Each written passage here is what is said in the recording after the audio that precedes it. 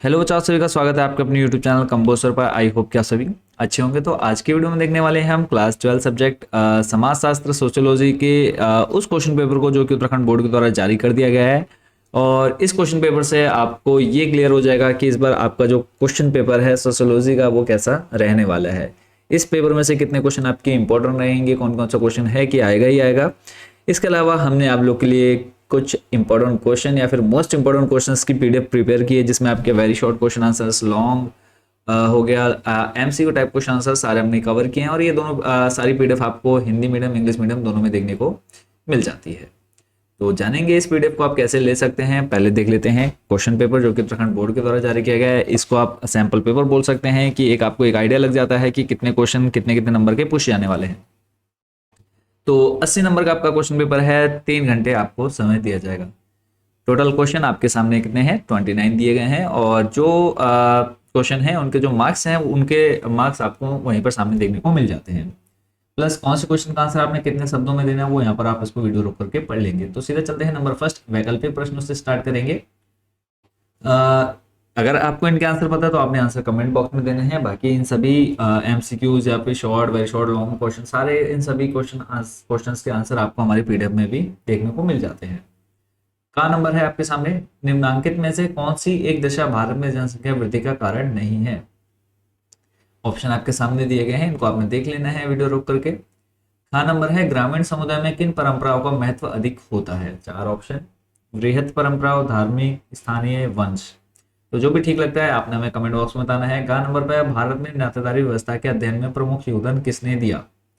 श्रीनिवास दुबे या फिर योगेंद्र सिंह या फिर इरावती कर्वे। घा नंबर है भारत में मंडल आयोग की नियुक्ति की गई थी 1956 में, 1972 में, 66 में या फिर 1989 में। अगला नंबर है संविधान के किस अनुच्छेद के अंतर्गत अस्पृश्यता को अपराध घोषित किया गया। 14, 15, 16 या फिर 17। 4 नंबर है पश्चिमीकरण को किस तरह की अवधारणा माना जाता है। क्षेत्रीय, तटस्थ, यूरोपीय या फिर भौतिक।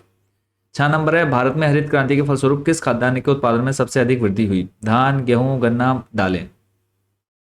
जा नंबर पर है प्रबल जाति की अवधारणा के प्रतिपादक कौन है। एम.एन. श्रीनिवास, जी.एस. घुरिये, लेविस कोजर या फिर के.एन. शर्मा। उसके बाद फिर जो कि इस बार नए ऐड किए गए हैं अभिकथन और कारण। इनमें आपको सिंपली क्या देखने को मिलेगा, एक तो बोल सकते हैं कि एक सेंटेंस, एक वाक्य आपको दिया रहेगा और उसी से रिलेटेड आपको दूसरा दे रखा होगा। जैसे कि यहाँ पे है अभिकथन ए नंबर पे देख रहे हैं, लोग अक्सर अपने काम का अंतिम परिणाम नहीं देख पाते क्योंकि वे उत्पाद का केवल एक छोटा सा हिस्सा ही बना रहे होते हैं। तो ये आपने देख लिया। औद्योगिक, अब इसका कारण क्या है कि ये नहीं देख पाते, क्यों, इसका रीजन दे रखा है औद्योगिकरण में श्रम का विस्तृत विभाजन शामिल होता है जहां लोग काम का आनंद नहीं लेते हैं तथा इसे केवल जीवित रहने के लिए किया जाने वाला कार्य मानते हैं। तो अगर आपको लगता है कि दोनों सही है और आर क्या है इसकी सही व्याख्या कर पा रहा है एक ही, तो आपने फर्स्ट वाले के साथ जाना है। यहाँ पे 4 ऑप्शन दे रखे हैं, तो इन चारों में से आपको जो भी ठीक लगता है उसके साथ आपने यहाँ पर चले जाना है। क्लियर है। ऐसे नीचे आपको दिया हुआ है साक्षरता दर में असमानताएं विशेष रूप से महत्वपूर्ण है क्योंकि वे पीढ़ियों में असमानता को पुनः उत्पादित करती हैं। कारण दे रखा है साक्षरता दर सामाजिक समूह के अनुसार भी भिन्न होती है।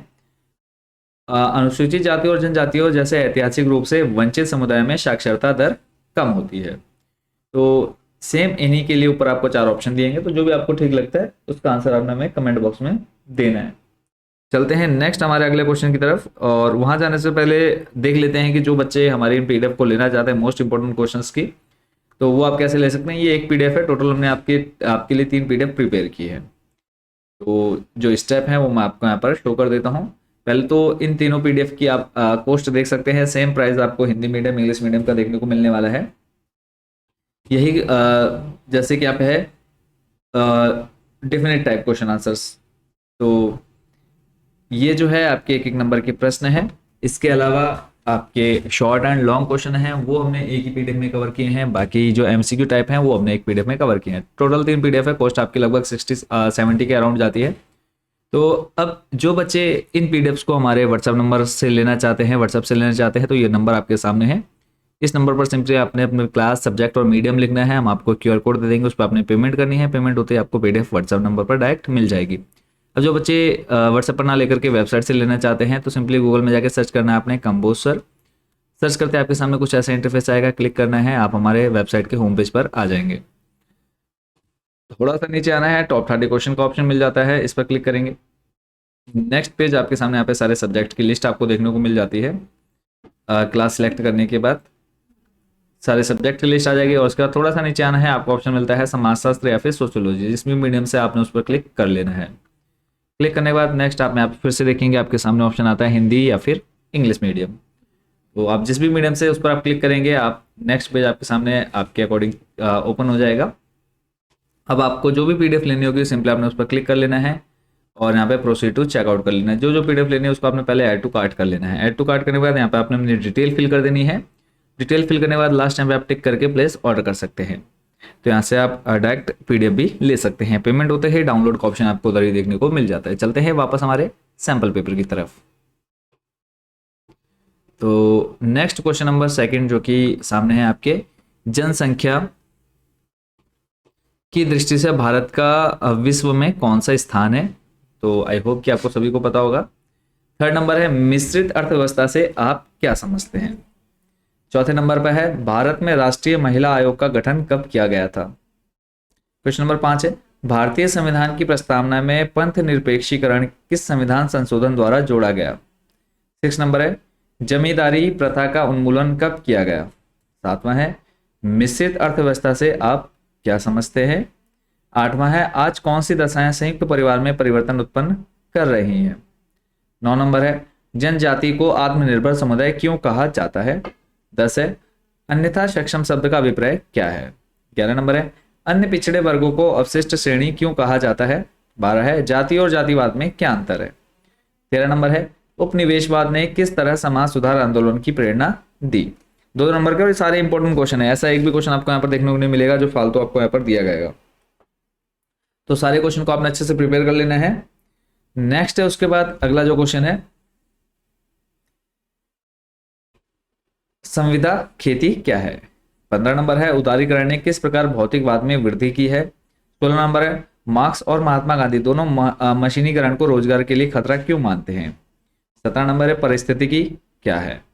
18 है भारत में जनसंख्या वृद्धि के कोई 3 कारण लिखिए। 19 है विशिष्ट नातेदारी और वर्गीकृत नातेदारी में अंतर स्पष्ट कीजिए।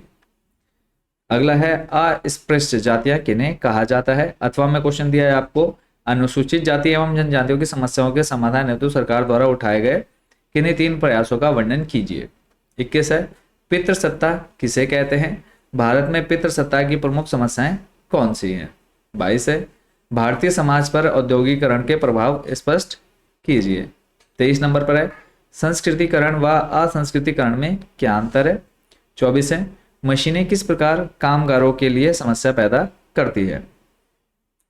25 नंबर है चिपको आंदोलन क्या है? पर्यावरण के विकास में यह किस प्रकार सहायक था? 26 नंबर पर है स्त्री पुरुष अनुपात का क्या अर्थ है? गिरते हुए स्त्री पुरुष अनुपात के प्रमुख कारकों का वर्णन कीजिए। सभी के सभी आपके बच्चों ये इंपॉर्टेंट क्वेश्चन है, इन सभी को आपने अच्छे से प्रिपेयर कर लेना है। अथवा में दिया है इसी के जनसंख्या वृद्धि के प्रमुख सिद्धांतों की विवेचना कीजिए। 27 है भारत में हरित क्रांति के सामाजिक आर्थिक प्रभावों की विवेचना कीजिए। अथवा में दे रखा है ग्रामीण अर्थव्यवस्था का भूमि व्यवस्था से संबंध स्पष्ट कीजिए। स्वतंत्रता के पश्चात भारत में किए गए प्रमुख सुधारों की विवेचना कीजिए। 28 नंबर पर है सामाजिक आंदोलन से आप क्या समझते हैं? सामाजिक आंदोलन की विशेषता स्पष्ट कीजिए। अथवा में है भारत में जनजातीय आंदोलन के प्रमुख कारणों का वर्णन कीजिए। और ये आप लोग के लिए इंपॉर्टेंट क्वेश्चन रहेगा इस बार बोर्ड एग्जाम में।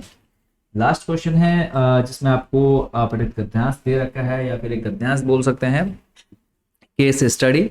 इसमें आपको पहले तो इसको पढ़ना है और इसी से रिलेटेड आपके क्वेश्चन पूछे जाएंगे। जैसे कि फर्स्ट नंबर पर संस्कृति किसे कहते हैं?